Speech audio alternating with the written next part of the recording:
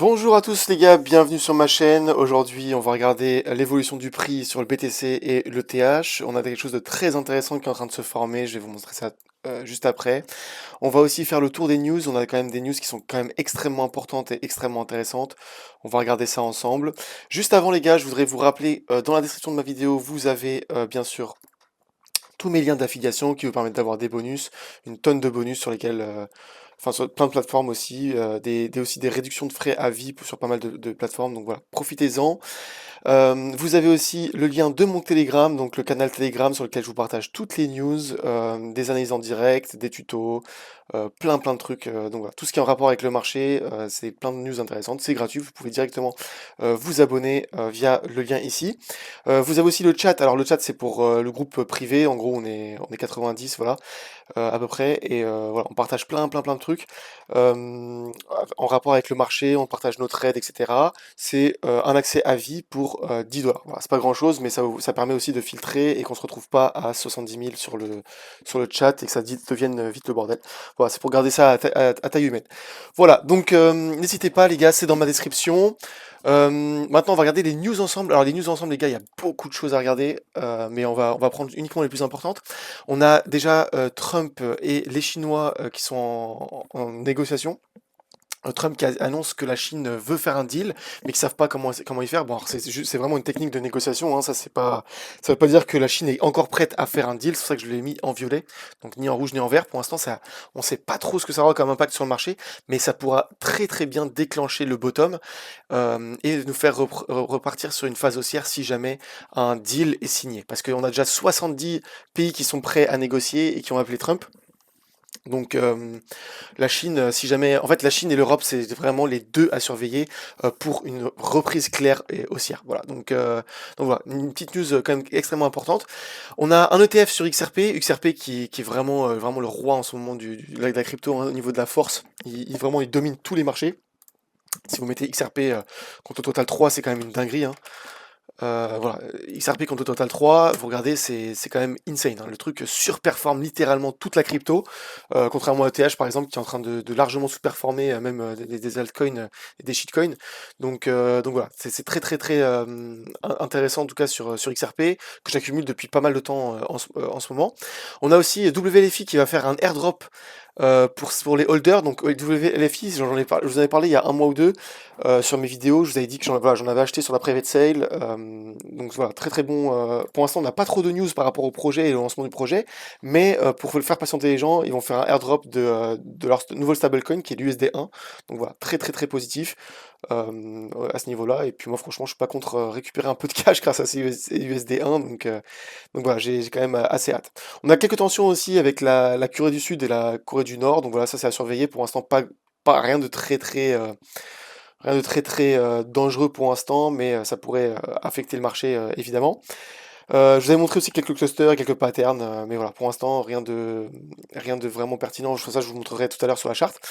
Et voilà, les États-Unis, donc l'escalade commerciale entre l'UE et les États-Unis, si jamais ça se règle aussi, ça pourrait définitivement poser un bottom sur toutes les cryptos et on pourrait repartir sur une phase haussière. Ça pourrait être vraiment important à surveiller.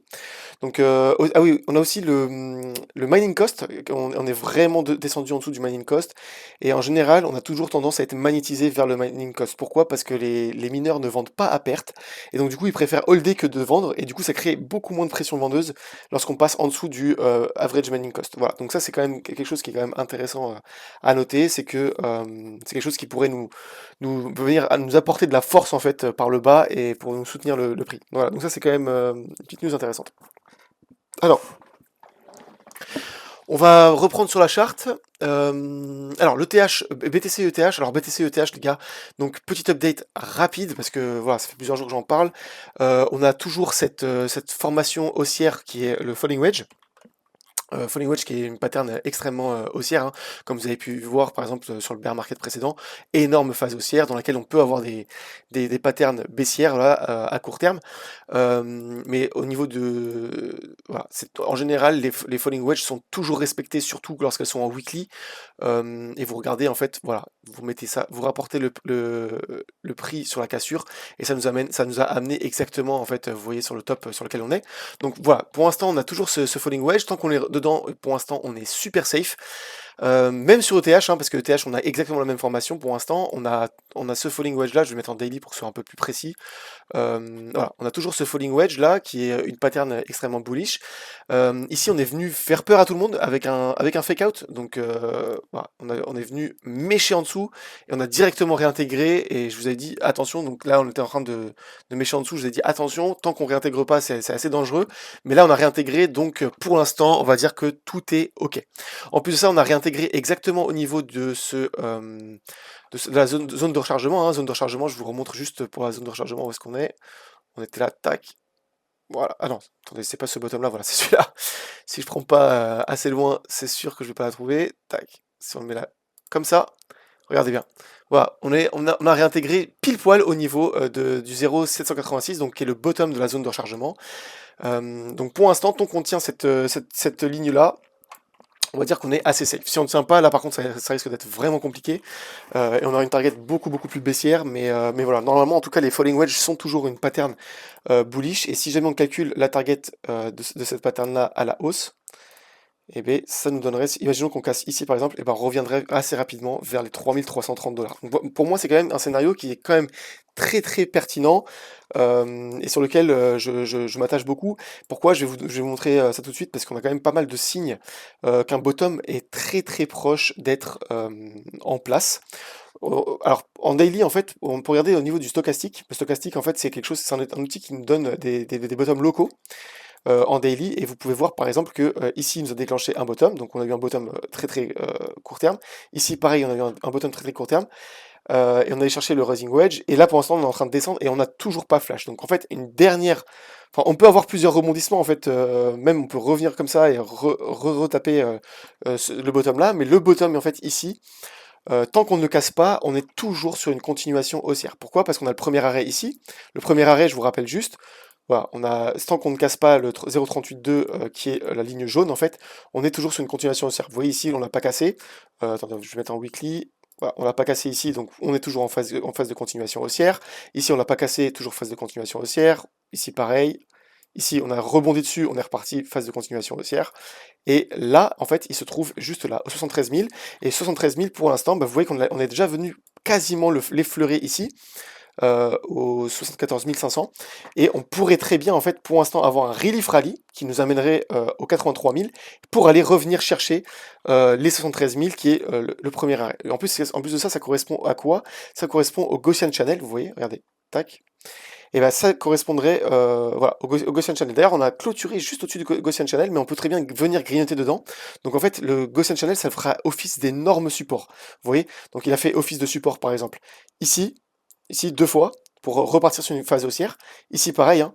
Ici, on est venu grignoter un tout petit peu dedans, repartir sur une phase haussière. Ici, on est venu taper et repartir sur une phase haussière. Vous voyez? Donc ça fait un énorme office de support. Et donc, tant qu'il n'est pas breaké, en tout cas, ce Gaussian Channel, il nous fait un support énorme. Autre chose aussi, on a le CPR, les gars, donc énorme. Attendez, je vous montre ça tout de suite. Tac. Donc le CPR, quand on se met en daily, en un jour, et ben le CPR, vous voyez qu'on a rebondi exactement dessus. Donc on a le point pivot ici qui nous a expédié et au S1, et on a rebondi exactement dessus. Donc pour moi, en fait, cette zone-là fera office de support à court terme.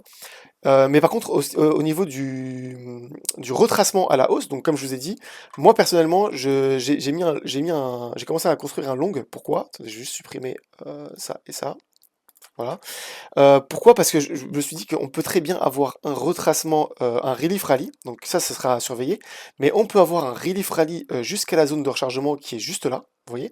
En plus ça, la zone de rechargement correspond exactement en haut du falling wedge, avant de revenir renfoncer par exemple vers le premier arrêt qui sera juste ici. Donc ça, c'est vraiment à surveiller. ETH, en fait, on a exactement la même chose.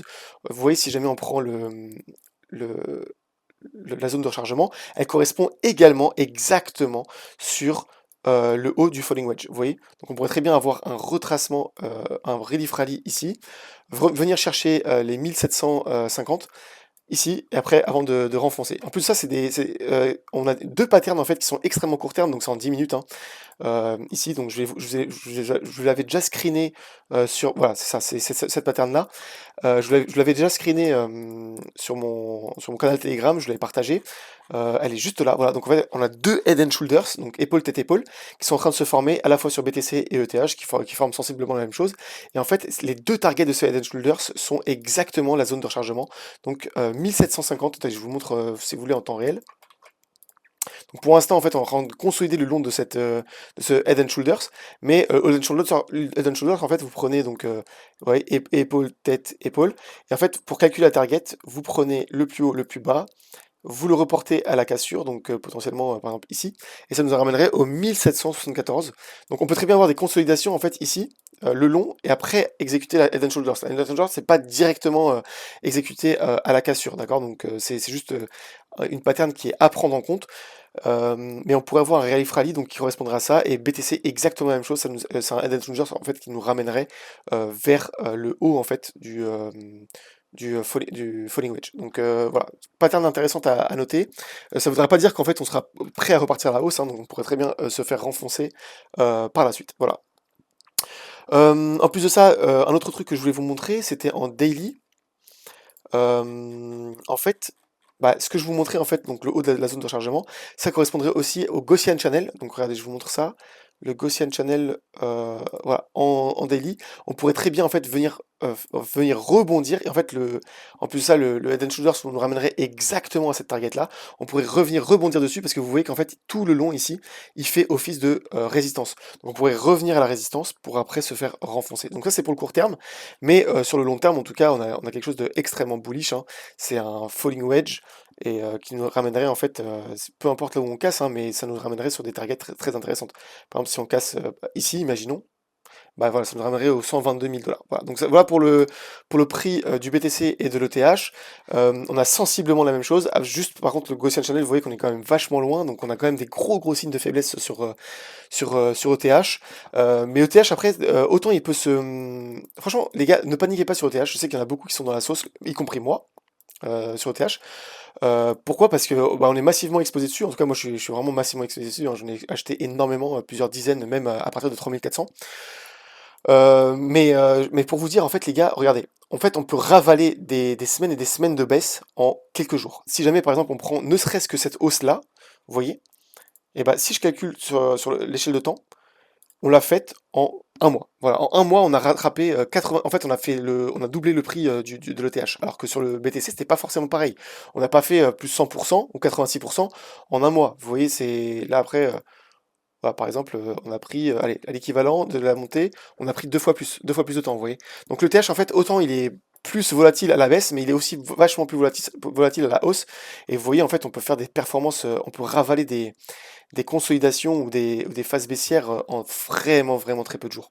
Voilà, même ici, hein, si vous voyez, toute la baisse ici en fait et la consolidation, on l'a ravalé extrêmement rapidement, hein. Vous voyez, ici, voilà, en 26 jours, les gars, on a pris 73% sur cet asset-là. Donc là, si jamais on prenait 73% à partir d'ici, ça nous ramènerait quand même voilà, aux 2600 et on pourrait le faire en même pas un mois. Donc voilà. ETH, en tout cas, je reste assez confiant. Le niveau à surveiller, les gars, comme je vous ai dit, c'est vraiment ces zones-là. Donc les 1500. Si jamais on casse les 1500 à la baisse et qu'on clôture en dessous, là, ce sera vraiment compliqué et on aura une target qui sera beaucoup plus baissière, qui sera clairement autour des voilà, 800 $. Donc voilà, faites attention à ça, margez vos positions. Moi j'ai une position sur ETH, en tout cas dans le futur, ce que je construis depuis un moment et qui est quand même assez dangereuse. Voilà, donc c'est à peu près tout ce que j'avais à dire sur le prix. N'hésitez pas à me rejoindre sur bien sûr mon Twitter. Je vous avais montré aussi quelques trades bah, qu'on trade ensemble sur mon groupe. Donc vous voyez, on fait quand même quelques performances sympathiques. Voilà, on se partage tout sur le chat. Vous voyez. Il y en a pas mal d'entre vous aussi qui faisaient pas mal de profits, vous voyez, donc non, ça c'était moi aussi, voilà, il y en a certains qui ouvraient des longues avec moi, même si je suis pas du tout un trader, hein, mais à la base, court terme, mais comme j'avais eu un bonus en fait, donc quelqu'un avait pris mon lien en fait, c'était ici, quelqu'un avait pris mon lien Mexé, en fait il a eu 550 $ de bonus, et moi en fait j'ai eu 55 $ du coup de bonus aussi, Et avec ces 55 $ de bonus, du coup, je trade et ça me fait des trades gratuits. Et en fait, tant que je me fais pas liquider, je peux trader avec ces 55 $. Et en fait, bah, j'ai fait énormément de trades. Vous voyez, comme ici, où ça m'a fait des perfs absolument monstrueuses. Et ça m'a permis de générer des liquidités pour racheter en fait plus d'altcoins. Donc ça, c'est vraiment génial. Mais vous voyez en tout cas que en fait, ça nous donne. Moi, en tout cas, ça m'a donné goût en fait de trader à court terme, même si c'est vraiment pas ma cam à la base. Pour trader avec vous, hein, il y en a plein qui ont fait des voilà des performances absolument monstrueuses. Je sais plus qui c'était ça.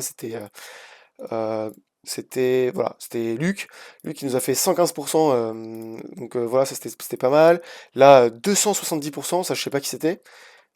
C'était Marc. Ouais, assez monstrueux en tout cas, 270% en x9, et donc il avait même pas extrait la liquidité de sa position, donc quand même énorme, énorme performance. Ça c'était moi aussi sur XRP, on a fait des perfs, voilà, XRP c'était monstrueux, ça m'a permis d'accumuler encore plus d'XRP, donc ça c'était génial. Donc voilà, donc ça c'est très intéressant en tout cas pour vous, si vous voulez prendre des bonus les gars, ça vous permet de trader avec nous et puis faire des performances intéressantes et surtout accumuler des liquidités. Voilà, je vous dis, c'est tout pour aujourd'hui. Prenez soin de vous les gars, on se tient au courant.